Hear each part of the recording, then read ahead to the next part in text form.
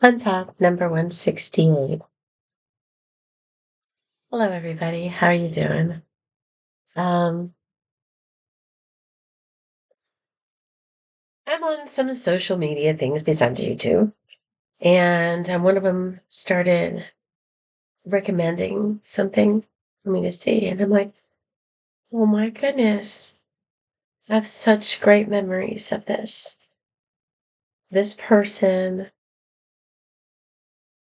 oh, I don't know if he helped me evolve, but he said the things that were in my heart. He said the things that I knew out loud and to a lot of people. And that made me feel less alone in my beliefs. I guess. I think that was it. Made me feel less alone in my beliefs. And um and some of the stuff he said kind of pushed even the edges of what I had thought and made me go, yeah, that's right. If you think this, then it should be, and it makes sense. Doesn't this make sense? And so his name was Alan Watts. He was an Englishman. I don't know what happened to him. I don't know if he's still around. I don't think so. Um, but a long time ago, um, it wasn't my first boyfriend, but it was my first kind of real relationship where I actually became unvirginated.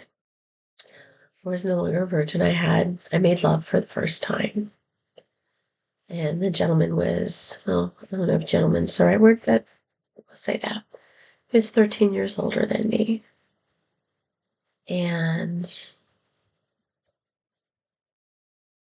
I learned a lot from those days. I ended up living with him for 5 years. I thought it wouldn't last forever, but that he was the one that was going to leave me. And in the end, I was the one that left him after 5 years. I don't know. I seem to get involved with people who are kind of narcissists or that what's happening in their life is way more important than anything that could possibly be happening in mine. Their needs and their wants are more important than mine, no matter what it is. And it took me a while to figure that out. But I also learned a lot. I learned how to meditate then, and I've been meditating forever. So this was a long time ago. But I learned how to meditate. I started my meditation practice there. And he helped me through a lot of that, which I thought was good. I learned the way I wanted to live. He made me learn Oakland A's was his team, and I had to learn all the names of the players and their statistics and everything and go to every home game with him. But I like baseball. I don't like it so much now. It's become too commercialized and too corporate and too greedy. And I've been to some of the minor league games, and I prefer those because they're more like the old days and what I remember baseball being. But still, um, but I did. I learned everything about the baseball teams and statistics, and I collected baseball cards. I just got rid of probably all my baseball cards. I had tons. Um, there was that. And we didn't have a TV for a while, but we did get a TV eventually. And if we couldn't be at the games, we'd listen to them on the radio. And the announcers were better on the radio than the TV, so we always listened to the radio, whether we had a TV or not. And the announcers were like Harry Carey and Bill King. But my favorite was Lon Simmons. I thought he was such a good announcer. I don't know what made him such a good announcer, but he was really good. And I really liked listening to him. He didn't have a terrible voice. So that was part of the times there. And Sunday mornings, there was a place next to our apartment that was really popular and sold these great muffins and coffees. And we'd get a Sunday paper and sit down and read it. And Sunday afternoons, It was Alan Watts. Now, my relationship had good times and bad times, and just like any relationship. Um, but I'm really glad that I did it that way because he was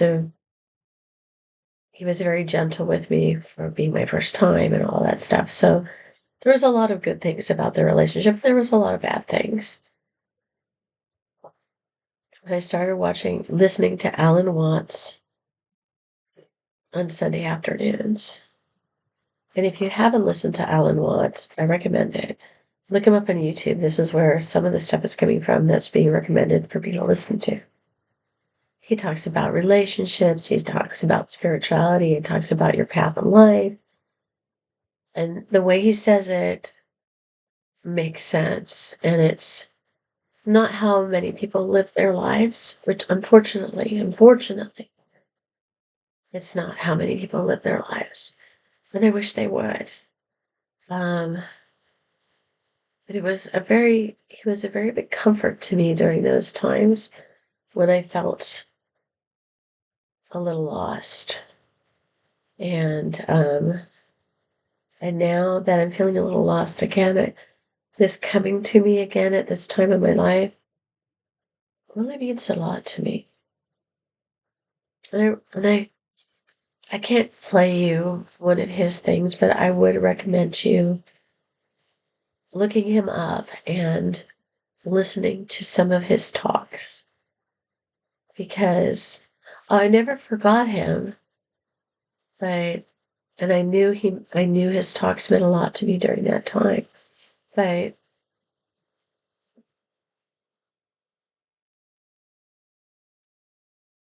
not having them for so long and hearing some of them again really touches me in a way that I haven't felt in a long time. It really gives me hope. It reminds me of who I am and what I believe in when so many people don't. So many people don't believe that way. So I'm just going to recommend that you listen to Alan Watts. It's Watts. He has an English accent. And he talks about a lot of things, and you could probably find a subject you'd like to hear him talk on. But I recommend it. And that's all. Lots of good memories, lots of bad memories. But Alan Watts and Lon Simmons, hey dude, you get my votes. Ciao, fellas.